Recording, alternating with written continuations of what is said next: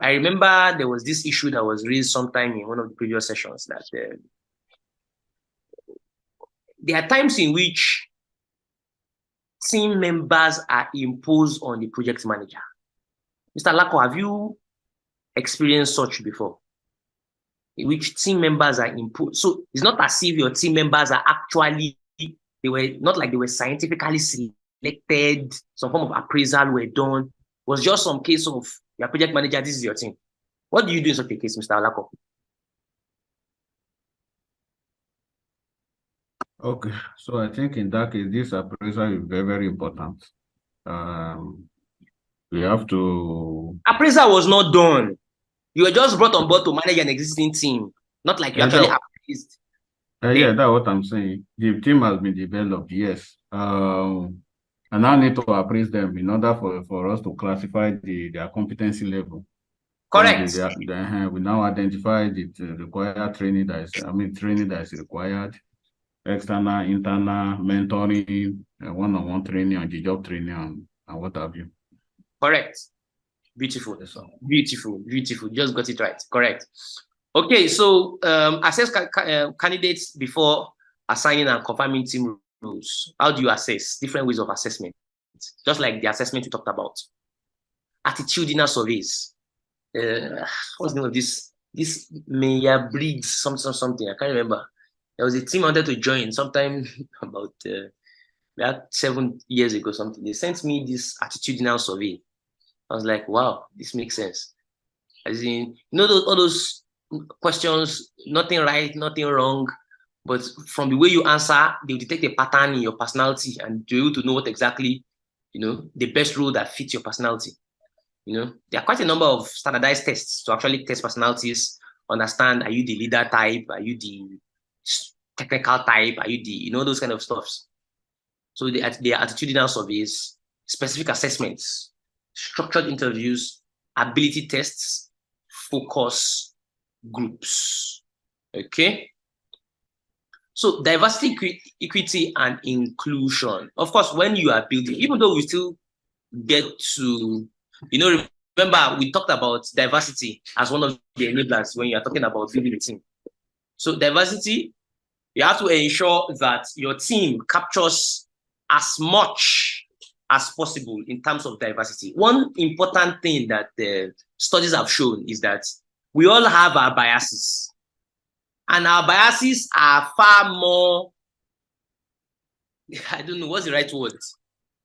Our biases are far more, they have much more effect on us than even than what we can even imagine. We all have biases that we carry around. And that is the reason why it is advisable.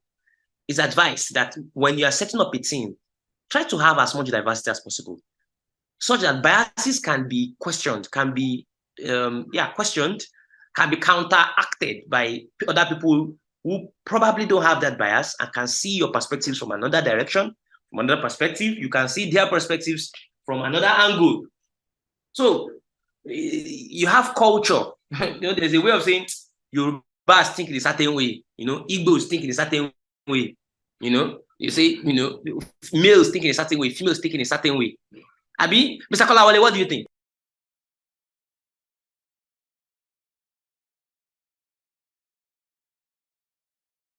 You are correct, sir. You are very, very correct.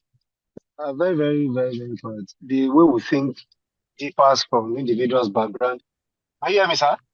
Yes, I'm with you. Okay, the way we think differs. So it is very, very important to have diversity and inclusion as a team. And like in my company, in my organization now, if you are setting up a team, it's a must. It's a must. A female member must be part of your team. Interesting. It's a must because it's one of their main goals. It's one of their main goals, even in the department. Presently, as HOD, it's compulsory that you must have female in your department. So it's something that they are taking up globally now. And one of the advantage for me that I've discovered is that if you have diverse people in your team, fine, it is good you have a common language that people can, can discuss with. But I think, I'm just saying it based on my own perspective. It's also a plus for a project manager. I think having a diverse set of people in your team can also reduce the level of conflicts in the team. I think so. Thank you. Because Yes, I'm listening. Please proceed. So I think if you have diverse people in your team, it will help cushion a lot of things, like the issue of conflict, like Are you sure it cushions conflict? It probably could even cause conflict, though. I think it should, because most of the time, let me give an instances. Most of the time, I've discovered that when people speak the same language, it is easy for them to form a bond. And when people don't speak same language, Now that position is I don't know. Anyway, prayer is should I call it controversial? Anyway, proceed. Let me see where you are getting at.